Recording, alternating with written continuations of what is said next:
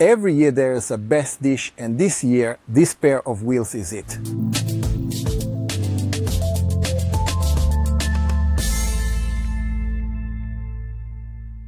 Last year, one of the final bike tests I completed was with a bicycle similar in measurement to the subject of the current test, but it was in an entirely different category. And still remember, it was one with a pedal sensor, right? Those are very good. So I told you that from here, there's really no place left to forget. With the pedal sensor, and I'm really hoping that next year, or rather this year, the year of the Eskute, if the torque sensor is upon us, it seems I wasn't wrong about this, as new torque sensor equipped bicycles keep appearing. However, unfortunately, the price didn't really want to go down. Roughly around 400,000 to 500,000 forints must be paid for a decent torque sensor bike. As they say, the exception proves the rule, because that's it. Cheers is a Netuno Plus named bike. Much cheaper than the category of 400,000 to 500,000 forints, but I'll leave the price to the end. Watch the video, it's worth it. The truth is, when I saw among bicycles, when I saw this bike, I knew I had to try it, as it was so on a spec sheet, which is quite unique, especially for the price they're asking. But let's see what it can do. Well, the first extra feature we find on it is the front suspension, which is a hydraulic shock absorber. This is a relatively good quality shock absorber, not for downhill, not for serious off-road, but absolutely fine for lighter terrain. It's very important that it can be locked and the tension can be adjusted. So it's not just about being able to lock it, but we can also adjust how stiff the suspension should be.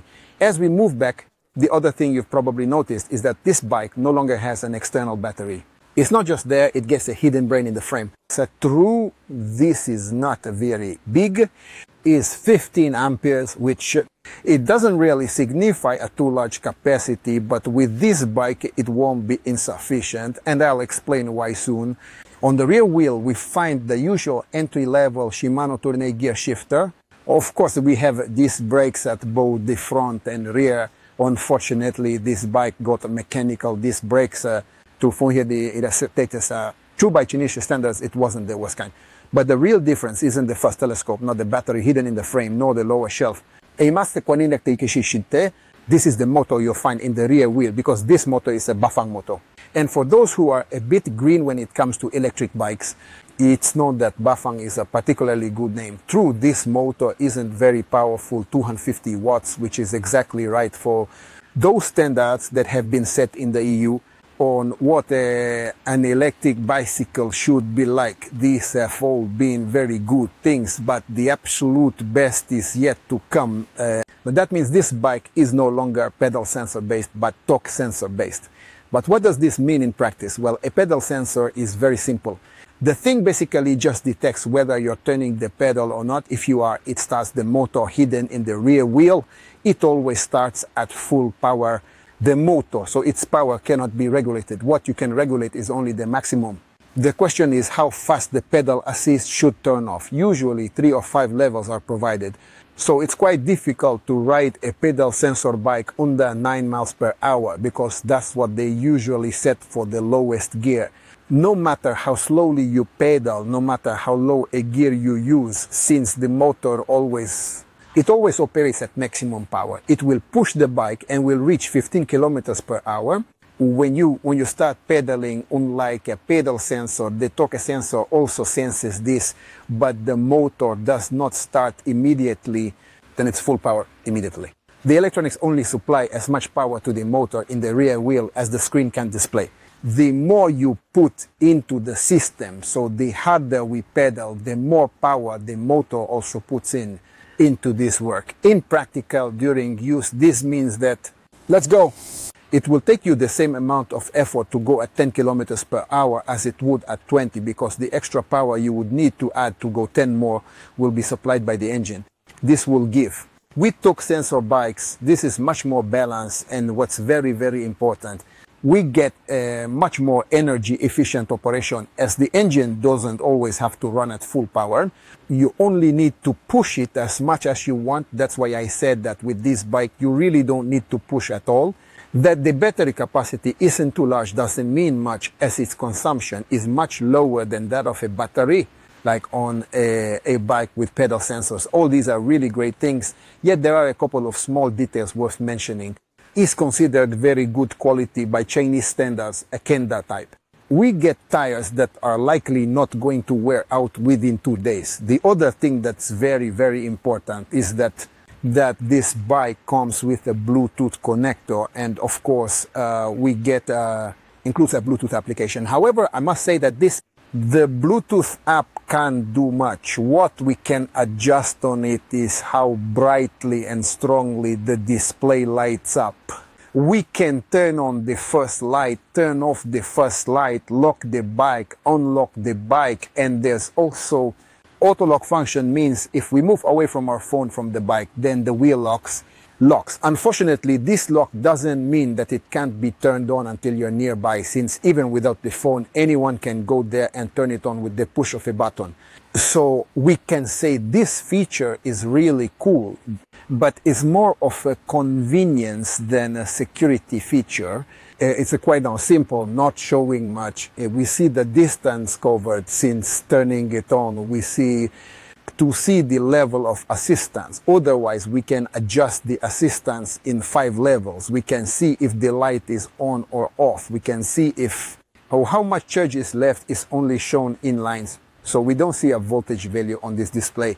This is somewhat improved by the application, because in the application you can also see the voltage value, meaning it's much more predictable how much energy is left in the battery. Perhaps now, knowing the specifications, you too can understand why I wanted to try this bike out, to give it a try, since it's almost a full package. The only thing missing is the hydraulic brake. But I think if someone buys this bike, they could also get a hydraulic brake from China and be relatively careful, can have it installed on loan. And if you do, there's a bike worth about 400,000 to 500,000 forints, but I still won't reveal the price. And let's start with the assembly. I always start with this. Naturally, this wheel is in the box. It goes like this. You need to install the first wheel. It's up to you to put the strut in place and what holds the steering wheel. What's interesting is the plaster.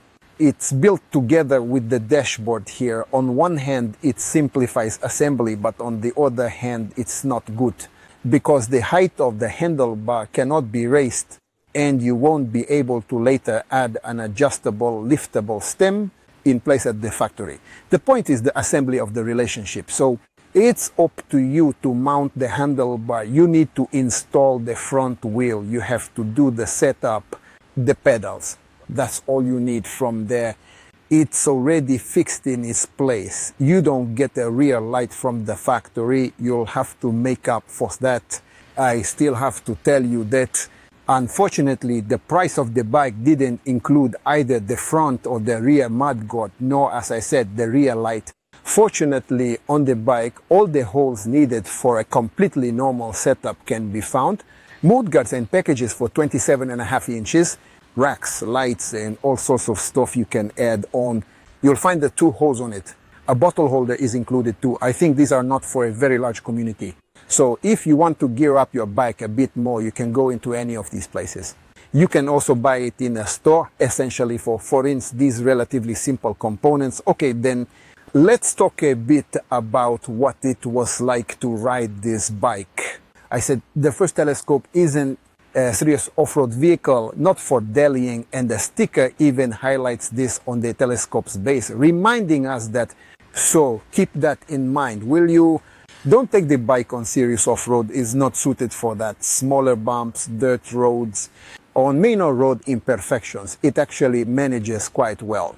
You can set the front telescopic suspension really soft, and then it smooths out these road imperfections. Of course, there's no telescopic suspension at the rear, and the seat post doesn't have one either. The seat was absolutely uncomfortable for me, though. After all, it's replaceable. I rode about 40 kilometers on the bike. Factory data says about 5 to 10 kilometers. You can travel 40 to 65 kilometers on a charge. I still have 40 kilometers in me. I'm in the first charge and there's still plenty of energy left in it. True, I generally used it on level 1 because I really didn't need it to be higher. the assistance. What's great about it is that even if it completely runs out of battery, you don't have to worry relatively. The tires are end of life, meaning it can comfortably reach speeds of 15 to 20 kilometers per hour without battery mode, thus without assistance, will allow you to keep moving. Then there's the assistance. As EU standards require, it turns off at 25 kilometers per hour. I found no way to record this, so we have to live with it. But as I said, this is an EU regulation. So in Europe, you know, or to count as a real electric bike, the assistance can't go over 15 miles per hour. It's not possible. It can't have a throttle and the motor can't be more powerful than 250 watts. This bike naturally meets these conditions. So this is an electric bicycle. You can ride it on a bike path. You don't have to make it mandatory, so you won't need anything that a moped would need. Going back to what it was like to use, now as I said, I used it in first gear. In first gear, by setting the gear to 2 or 3, I can reach it, that 25 kilometers per hour speed, which is set as the maximum, and there I can comfortably to speed up. The second, third, fourth, fifth gears should be used at maximum. You'll have to use it when you reach an incline, and with gear 5 you can go up a moderate incline relatively effortlessly. With that said, I think the gear settings weren't done right. Even in first gear, it's relatively hard to start, and it's very good to have an assist. Comfortably pedaling in a moderate gear like 3 or 4, I can reach 19 miles per hour. And with more than this, I really don't want to go with this bike. So actually speeds above that, for me, these 5, 6, 7 gears are completely unnecessary. I will never miss them. This means they could have placed it forward. There could have been a bigger chainring, or at the back, the biggest chainrings could have been one size larger. Well, that's how it went. This should be our biggest worry. Still, there are mistakes. I think the brake has become weak, despite it being a relatively good quality brake that we got. The bike feels a bit weak to me. I can't tell after the test what would happen if I added a softer brake pad. It would probably improve the braking effect, but in this condition, while it's not life-threatening, it definitely requires attention to be able to stop in time from high speeds. I definitely recommend that if you get one of these wheels, then invest in that hydraulic brake. If you can't replace it at home, take it to a mechanic and have the body changed. And then you'll see it's going to be a really cool bike. I think nobody could complain about its appearance. It looks very good. I really like these milled shapes. Aluminum wheels. I really like the frame. I really like the pattern. The weldings are very good, really beautiful. So it looks absolutely great on the outside. I can confidently say that this bicycle gives a premium feeling. Before I forget, going back to that it's EU compliant, by the way, we're covered. There's also a sticker, and this sticker contains all the information to be able to use this bicycle in any country within Europe. What haven't I said yet? Well, I think that's pretty much everything, maybe just a bit left out. That we get very nice metal pedals for it, which is not slippery. It grabs onto our shoes, even with wet soles, so this is very safe as well. All right, summarizing these things, I believe I've covered everything, reached the end of it all. It's very good, very pleasant to use, very easy to use, and very beautiful. So cheap, we had to pay very little money, considering this is a torque sensor bicycle. Currently, that means its price is around 260 to 270,000 forints. For as much money as you would spend at home, we can't even get a completely normal bike without electric drive, at least not new ones, in case you decide to have it installed. If you add the hydraulic brake, then you can also count on an extra cost of about 30 to 50,000 forints, but even that will be very, very far from 4 to 500,000, or where these bikes usually start. So if you want a good bike and you want to take advantage of the best deal of the year, then I think you should invest in this bicycle. You don't have to force with it. Maybe buy a new brake. It suits all kinds of strength, complies with EU regulations, so you can use it with peace of mind. That it's a shame to miss out on this opportunity, since the same bike in the same... Another merchant in the store sells it for over 400,000 forints, making the price of 260 to 270,000 forints seem recommendable. Of course, you'll find the link below the video to see it for yourself. Hi there. Includes a coupon code making this price of 260 to 270,000 forints accessible. I'll also write an article. You can find its link under the video. I think you should read it. There will be additional pictures and probably an additional data too. That's roughly it for this week. Next week, I'll be back with another scooter. Until then, be good and take care of yourselves. Bye.